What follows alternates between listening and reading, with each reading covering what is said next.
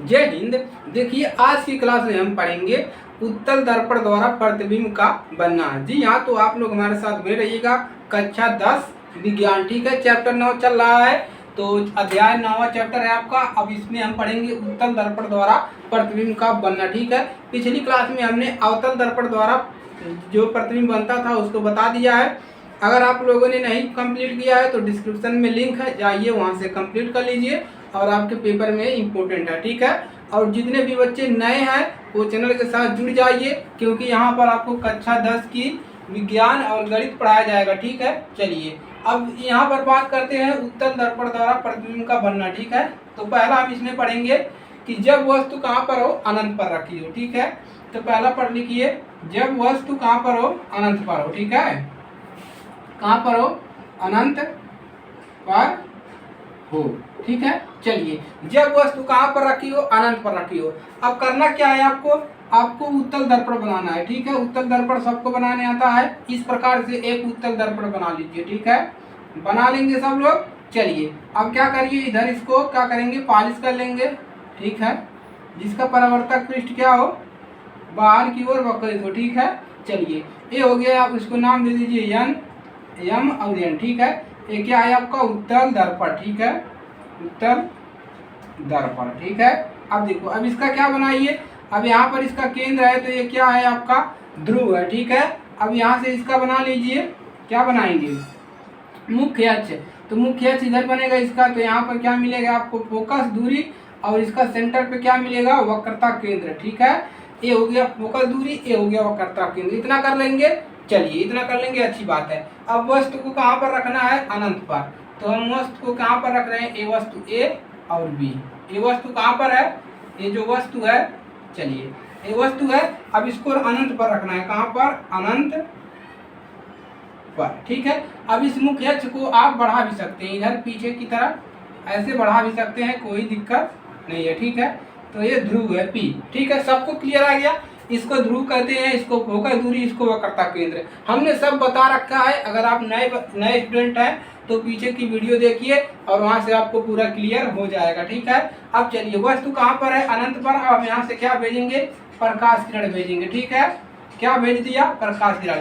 टकराने के बाद देखिए इधर ऊपर की तरफ ये निकल जाएगा, ठीक है। चलिए और देखिए यहाँ से भी प्रकाश किरण भेज सकते हो। टकराने के बाद इसी माध्यम में वापस आ जाएगा। एक प्रकाश किरण यहाँ से भेज दीजिए। चलिए हमने क्या किया, प्रकाश किरण भेजा, टकराने के बाद देखिए इधर घुमा हुआ है, तो टकराने के बाद इधर से निकल जाएगा, ठीक है। चलिए निकल गया। अब देखिए, अब इसका प्रतिबिंब, आभासी प्रतिबिंब इसका बनेगा, कहाँ पर बनेगा, चलिए देखते हैं। तो इतना काम कर लेंगे, अवतल दर्पण बनाना है, वस्तु रखना है और आपको किरण इस पर भेज देना है, भेज देंगे। चलिए अब आगे बढ़ते हैं। अब इसका आभासी प्रतिबिंब बनेगा, देखिए कैसे, इसका कहाँ से बनेगा, फोकस पर, ठीक है। एकदम सीधा बनाइएगा, फोकस पर, इस प्रकार से और इस प्रकार से। तो यहाँ पर प्रतिबिंब बना इसका, कहाँ पर, फोकस पर। तो आपको इसमें लिखना क्या है कि इस स्थिति में वस्तु का प्रतिबिंब आभासी सीधा, देखिए यहाँ पर प्रतिबिंब जो है सीधा बन रहा है। प्रतिबिंब आपका इस प्रकार से है वस्तु, और आपका जो प्रतिबिंब बना है ये भी इस प्रकार से बना और वस्तु भी इसी प्रकार से सीधा बना। तो आपको लिखना क्या है, देखिए इधर दिख रहा है ना। चलिए अब आपको लिखना है, यहाँ से यहाँ पर प्रतिबिंब बना है तो लिखना है इस स्थिति में वस्तु का प्रतिबिंब, इस स्थिति में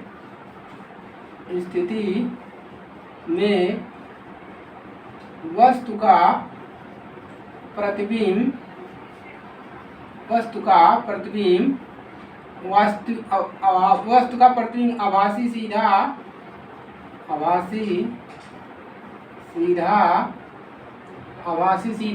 और देखिए वस्तु से क्या है, बिंदु आकार का प्राप्त होता है। आभासी सीधा तथा प्रतिबिंब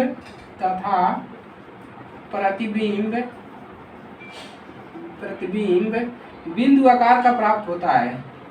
बिंदु आकार का क्या होता है, प्राप्त होता है, प्राप्त होता है, ठीक है। पहला केस हो गया। दो केस में पढ़ने, कितने केस, इसमें दो केस पढ़ने हैं, कोई समस्या नहीं है, दो केस पढ़ लेंगे। इसको नोट करिए, एक केस और बचा है तो उसको भी करवा देते हैं, ठीक है। दो ही केस इसमें पढ़ने हैं तो आपको अच्छे से इसको पढ़ लेना है, ठीक है। चलिए अगला देखिए क्या है, चलिए नोट कर लिया। देखिए इस स्थिति में वस्तु का इस वस्तु का जो प्रतिबिंब है आभासी सीधा बनेगा और बिंदु आकार का प्रतिबिंब इसका बनेगा। ठीक है, तो देखिए अवतल दर्पण में आभासी सीधा प्रतिबिंब बनेगा। ठीक है, अवतल दर्पण में केवल वास्तविक उल्टा बन रहा था और एक स्थिति पर सीधा बन रहा था। ठीक है, अब जब वस्तु लिख लो कुछ निश्चित दूरी पर हो, कहाँ पर हो, निश्चित दूरी पर। ठीक है, चलिए तो अब वस्तु को कहाँ पर करना है, जब वस्तु थोड़ा सा आने के अनंत से थोड़ा नजदीक में हो। ठीक है, यहाँ पर लिख लो जब वस्तु निश्चित दूरी पर हो, जब वस्तु निश्चित दूरी पर हो। ठीक है, चलिए अब दोबारा से बनाएंगे वही एक अवतल उत्तल दर्पण। ठीक है, उत्तल दर्पण हमने बना लिया। चलिए आप लोग भी इस प्रकार से बना लेंगे, पालिश कर लेंगे। ठीक है, चलिए इसको हटाते हैं, हो गया। अब इसका क्या लेते हैं, ध्रुव। ध्रुव हमने ले लिया P। अब ये इसका क्या है, मुख्य अक्ष है। सब लोग जानते हैं ये लाइन क्या है, मुख्य अक्ष है। अब यहाँ पर होता है फोकस, फोकस और इसका सेंटर में क्या जाएगा, वक्रता केंद्र। ठीक है, चलिए कोई दिक्कत नहीं है। चलिए अब क्या करना है, इसको बढ़ा सकते हैं। ठीक है, बढ़ा सकते हैं ना। चलिए इसको हमने क्या किया, बढ़ा लिया। ठीक है, अब कह रहा है कि जब वस्तु कहाँ पर हो, मतलब अनंत से थोड़ा निश्चित दूरी पर हो, तो यहाँ पर रख रहे हैं, कोई दिक्कत नहीं है। ठीक है, ये क्या है, ए बी है, ए बी वस्तु है। ठीक है, वस्तु, और ये वस्तु कहाँ पर है, कुछ निश्चित दूरी पर है। ठीक है, चलिए अब क्या करिए, यहाँ से देखिए थोड़ा छोटा बनाते हैं क्योंकि इसको हमने छोटा बनाया है। चलिए अब यहाँ से क्या करिए, प्रकाश किरण भेजेंगे। ठीक है, चलिए भेज दिया, प्रकाश किरण भेजेंगे। अब ये टकराने के बाद इधर जाएगा। ठीक है, इधर गया। अब देखिए एक प्रकाश किरण हम यहाँ से भेजेंगे इस प्रकार से, ये टकराने के बाद इसी माध्यम में वापस आ जाएगा। ठीक है, अब देखिए अब इसका आभासी प्रतिबिंब कहाँ पर बनेगा, चलिए देखते हैं। तो आभासी प्रतिबिंब इसका देखिए इधर से ऐसे सीधा बनेगा। ठीक है, ऐसे बनेगा। और इसका कहाँ पर बनेगा, देखिए इसका बनेगा इस प्रकार से। ठीक है, अब देखिए प्रतिबिंब कहाँ पर बना, प्रतिबिंब यहाँ पर बना, ए डैश बी डैश, यहाँ पर प्रतिबिंब बना है। ठीक है, जहाँ पर कट रहा है वहीं पर प्रतिबिंब बना है। ठीक है, आप लोग बनाएंगे तो थोड़ा ये बड़ा बनेगा और फोकस के थोड़ा बीच में बनेगा। ठीक है, इसको अच्छे से लिख देते हैं बी डैश। ठीक है, चलिए तो क्लियर है यहाँ तक। अब उत्तल दर्पण बनाएंगे, वस्तु रखेंगे कुछ निश्चित दूरी पर, ये सभी आप जानते ही हैं क्या है, और आप फोकस दूरी भेज दीजिए।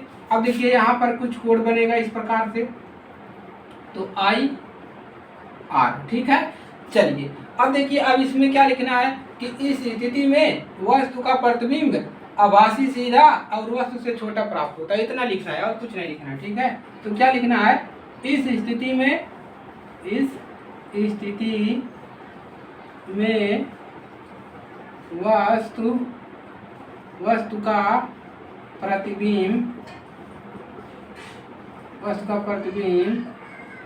आभासी, वस्तु का प्रतिबिंब आभासी सीधा, इस स्थिति में वस्तु का प्रतिबिंब आभासी सीधा तथा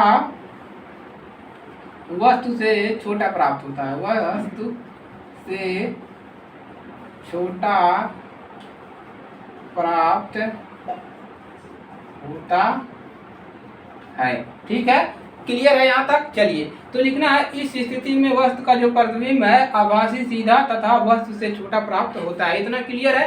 यही दो केस आपको पढ़ने हैं, दो केस। ठीक है, दो ही केस आपको पढ़ने हैं, तो इसको तैयार कर लीजिए। और यहाँ से आपको फिगर में देता है 3 नंबर में पूछ लेता है कि जब वस्तु अनंत पर हो तो उत्तल दर्पण के लिए किरण आरेख करिए, किरण आरेख। ठीक है, तो जो पहला वाला बताया उस प्रकार से दर्शा देंगे, 3 नंबर मिल जाएगा। ठीक है, नोट कर लीजिए, इसको तैयार कर लीजिए।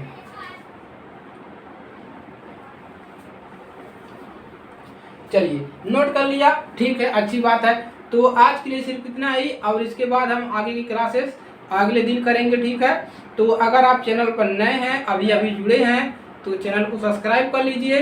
विज्ञान पढ़ना है तो सब्सक्राइब करिए, गणित पढ़ना है सब्सक्राइब चैनल करिए, अगर परीक्षा की तैयारी करनी है तो भी चैनल को सब्सक्राइब करिए। ठीक है, और अपने दोस्तों के पास जरूर शेयर करिए। और जो लोग पढ़ाई नहीं कर रहे हैं उनको बताइए कि भाई अब आकर पढ़ो, अब समय नहीं बचा है। ठीक है, अब ज़्यादा दिन नहीं बचे हैं, आपकी परीक्षा एक एक दिन घट ही रहा है, नज़दीक आ रहा है, ठीक है।